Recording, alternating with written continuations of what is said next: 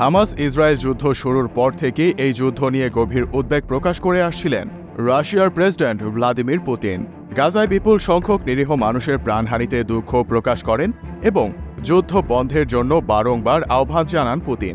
এবার পুতিনের দেশ সফর করতে যাচ্ছেন ফিলিস্তিনের প্রেসিডেন্ট মাহমুদ আব্বাস।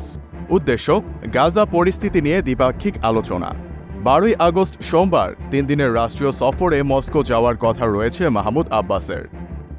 এ ব্যাপারে মস্কোতে ফিলিস্তিনের রাষ্ট্রদূত আবদেল হাফিজ নোফাল বলেন, সবকিছু ঠিক থাকলে সোমবার বিকেলে মাহমুদ আব্বাস মস্কোতে পৌঁছাবেন।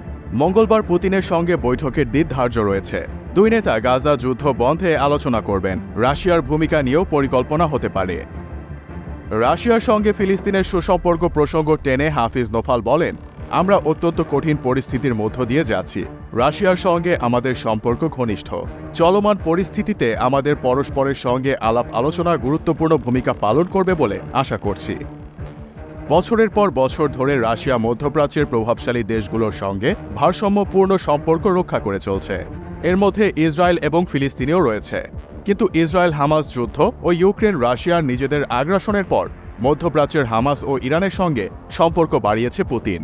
এর মধ্যে ফিলিস্তিনের প্রেসিডেন্টের সাথে পুতিনের আলাপচারিতা কতটা ফলপ্রসূ হবে তা নিয়ে নানাবিধ চিন্তা ভাবনার বেড়াজাল ইতোমধ্যেই তৈরি হয়েছে। গত বছরের 7 অক্টোবর ইসরায়েলে হামাসের হামলার জেরে গাজায় অভিযান শুরু করে বর্বর নেতানিয়াহুর সরকার। এই যুদ্ধে এখন পর্যন্ত 39,000-এর বেশি ফিলিস্তিনি নিহত এবং হাজারো আহত হয়েছেন। ধ্বংস হয়ে গেছে 70% বেশি স্থাপনা। এই যুদ্ধে জায়নবাদী ইসরায়েলি বাহিনী ব্যাপক মানবাধিকার লঙ্ঘন করছে।